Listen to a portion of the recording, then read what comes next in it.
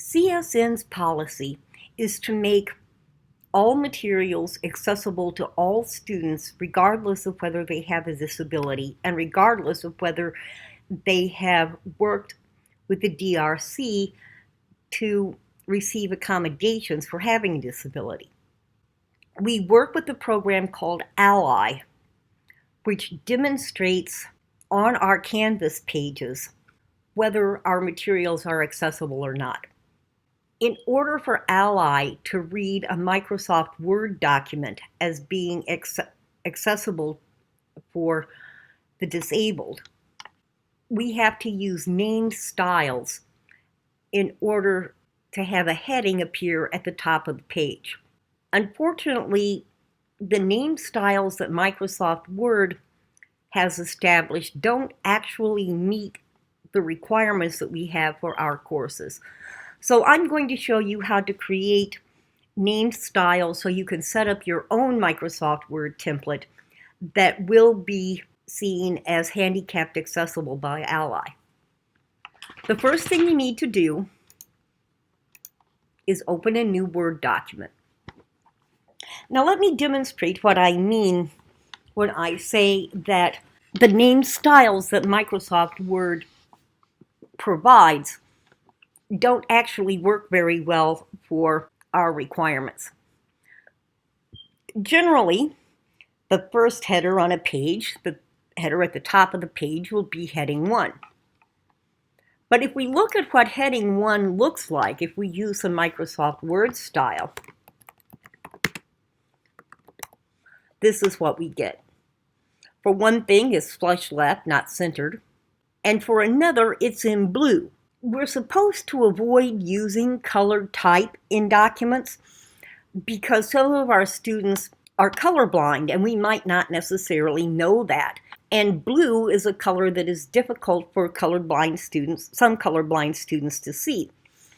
In addition, it's advised that we don't use blue type for anything that isn't a link because students are used to associating blue type with a link.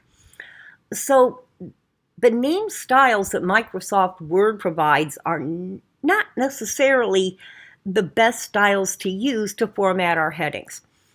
So let me show you what we should do. So open a new document and go ahead and type up a heading in whatever style you like. For example, you can choose a different font. I tend to use either Arial or Helvetica, but whatever font you like is fine. You can choose a type size. 18 point is often good for headings. Make sure that your type is black. And often, first level headings are centered. And then just type in something that you will use as an example of a header. I forgot, I also like my first level headings to be bold. Okay. And after you've typed in a sample that looks like you actually want your header to look, all you need to do is highlight that and then go up in Microsoft Word to right after where the styles they provide are listed is an icon that is labeled Styles pane. Click on that. Then click on New Style and name the style something that makes sense to you. For example, CSN Header 1. And that would let me know that when I choose CSN Header 1 as the style, what I'm going to get is Arial 18 point, bold, black, centered, and that this name style is going to show in the Styles gallery. Pardon me. Okay, and to make sure that happens, I make sure that the Add to Quick Style list is clicked. If I want to adjust the format in some way, I can click on this arrow and open this dialog box, and there are various ways I can change the style if I want to. And then I click OK. And now we see that CSN Header 1 is added to our Named Styles menu. So if, for example,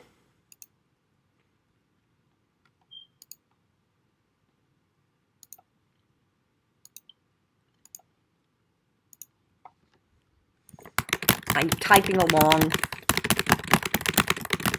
in just a regular body style.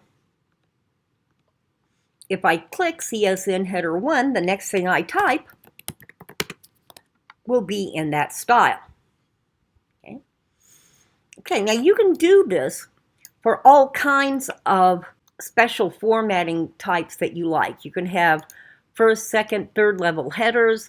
You can set up double spacing in 12-point times or Times New Roman for MLA body text.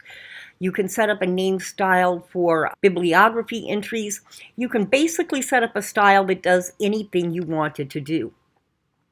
And then when you're finished, you go to File, Save as Template, and name the template whatever you'd like to name it. For example, CSN Template, and make sure that it's saved to the Templates folder in your library. Okay. And if you select Save as Template, it normally will take you to the correct folder to save it to. Then click Save. Now, the next time that you want to create a document that uses that template, you go to File, New from Template, and normally this is the page that will appear. And this provides all the standard templates that Microsoft Word gives you, and they're fine for corporate work, but not so good for academics. For the template you just created, click on Personal, and your personal templates will appear here. This is the template that I use for my CSN work, and this is the one we just created. So if we click on that,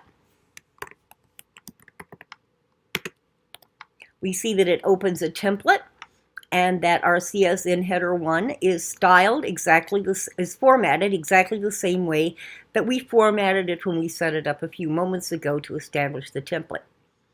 So that's all there is to setting up name styles in MS Word, and you'll need to do this in order for Ally to read your headings as headings and not just as text. If you don't use name styles, Ally will tell you that there isn't a heading even if you have it formatted as a heading. Now, one place that you will run into problems in terms of having name styles in Microsoft Word is if you are, for example, posting a sample paper in MLA format. Because no matter what you do, even if you set up an MLA title name style here and use that, Ally is still going to read it as not having a heading because the title is not the first thing on the page. The first thing on the page in MLA, of course, is the name block. So it's really not possible to post sample student papers in MLA format and have Ally read it as being acceptable. That's just something that we have to work with. But you do want to try to make as many documents as you can accessible to all students. That is the goal, and it's what we're working at here at CSN. Thanks so much for studying this short video. Hope it helped.